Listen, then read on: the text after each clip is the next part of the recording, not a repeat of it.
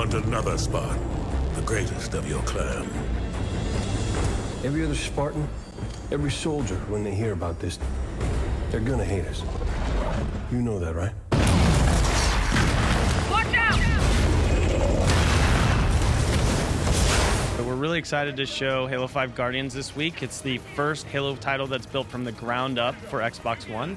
This week we showed the new Fireteam Osiris led by Spartan Jameson Locke. You can see right from the start that we have a 4 Spartan squad throughout the entire campaign playing co-op.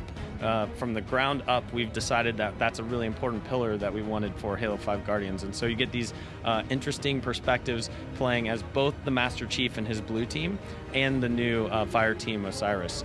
And we are debuting Warzone.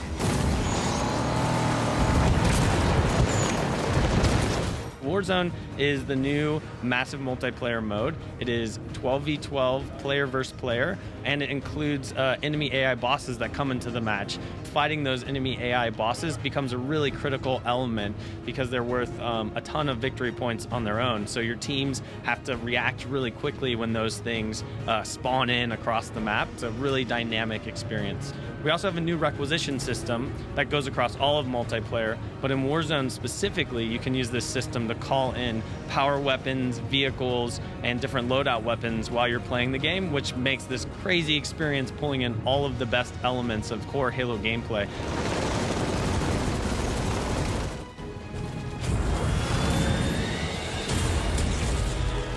I am the Warden Eternal, keeper of the domain and her secrets. Take him out!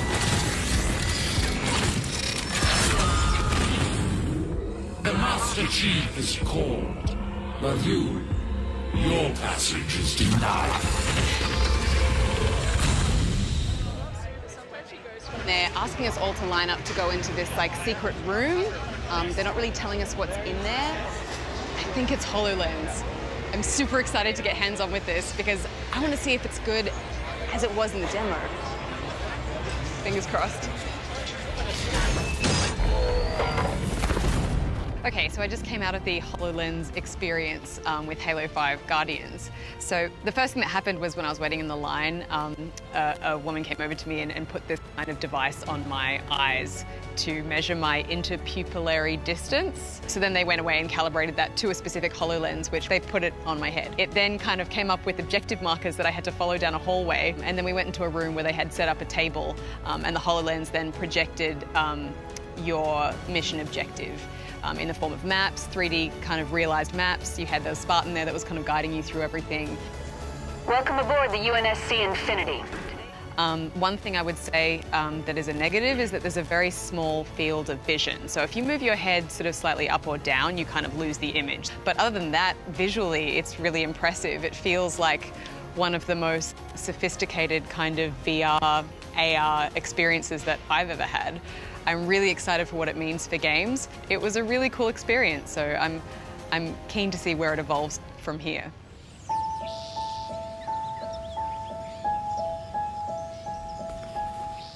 It all started on this camping trip with my family. I had this I guess this like moment of inspiration, like having all these thoughts, these ideas, like this vision of this character that we made of yarn that would unravel as you move, but just made it with some metal wire. And I peeled it off like the anchor cable to an old boat, like cleaned the rust off it, and just like created this little posable skeleton of it, and just and wrapped it up in yarn that I borrowed from some guy who was asking me, well, what's it for? What's it going to be? And I was like, you wait like 2 years and then you'll see. And it's like,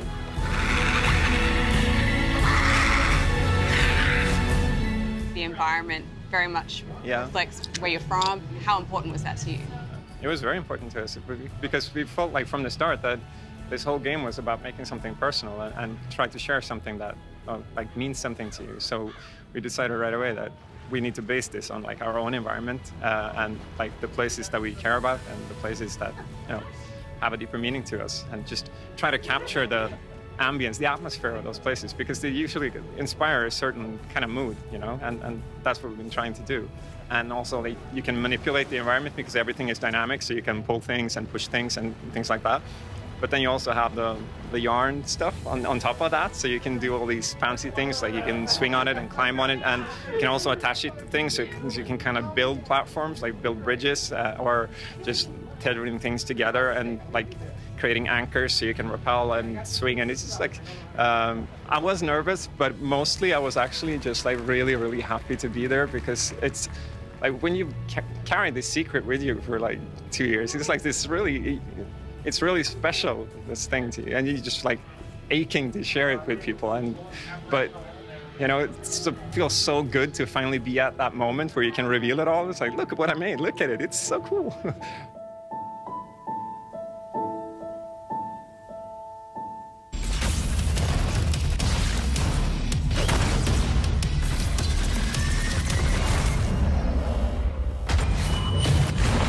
We know people come to Doom to blow shit up, as we say, so they come to the game to want to kill demons and want to have that just fast-paced experience. We really found the fun very early in our development process and have focused on that. It's about that push-forward combat, never taking cover, never worrying about having to reload your gun or any of those kind of fumbly things. We tend to refer to the game as kind of like playing as Bruce Lee with a shotgun and on a skateboard in a skate park. Movement is such a key, and we've added a double jump mechanic, even our execution moves to move into those quickly and close the distance, take out an enemy, you get health. So your main way to get health is to push into combat and move fast, keep the fight rolling. I have really strong memories of Doom. It was one of the first kind of really scary games that I encountered. I remember just that feeling of tension and terror. Have you really tried to kind of capture that tension from a horror perspective? We kind of call our game popcorn horror. It's focused a lot more on the action side of things, but of course you're fighting demons from hell, so there are those great moments of tension and fear and startle.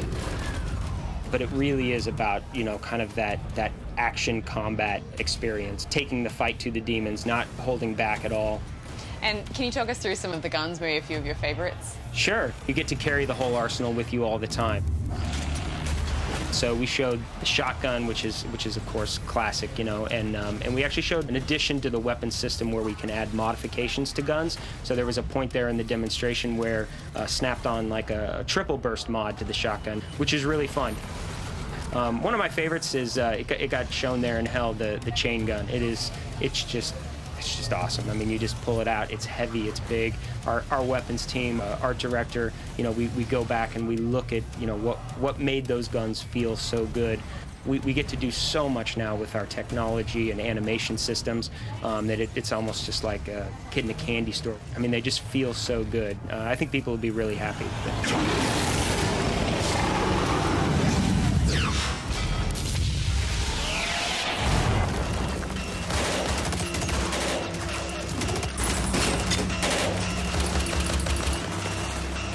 So Rainbow Six Siege is the next installation of the series, but what we offer this time is some brand new features that are really taking the brand in a different direction. Namely, the procedural destruction and brand new AI in Terra Hunt. It's the fantasy of being a hero, really. We set gamers up in Rainbow Six Siege to play the role of a counter-terrorist unit, an operator from one of the 5 major counter-terrorist units in the world. We give them special gadgets to defend themselves, and then we let it go. Well, the strategies are changing forever.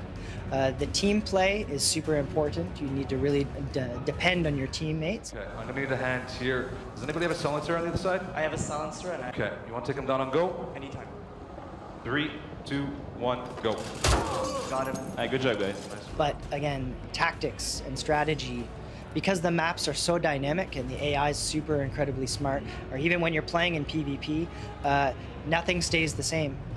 You can blow up anything that's not part of the supporting structure of the inside of these buildings. So there's new sight lines opening up constantly. You're always having to check your corners and check your back, and it's extremely tense.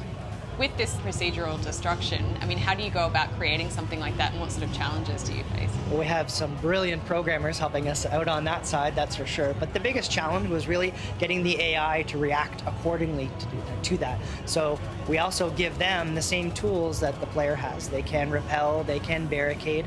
but it makes things that much more tense because now you're really fighting against an equal, but in larger numbers. So that was really a big challenge, was getting all of that to play together nicely, very systemically. Take a look on the right, Nico. Yeah. Got my back? Yeah, I'm watching. All right, breaching. The room's clear. Clear. Hold on, Nico's clearing the right hand side. 3, 2, 1.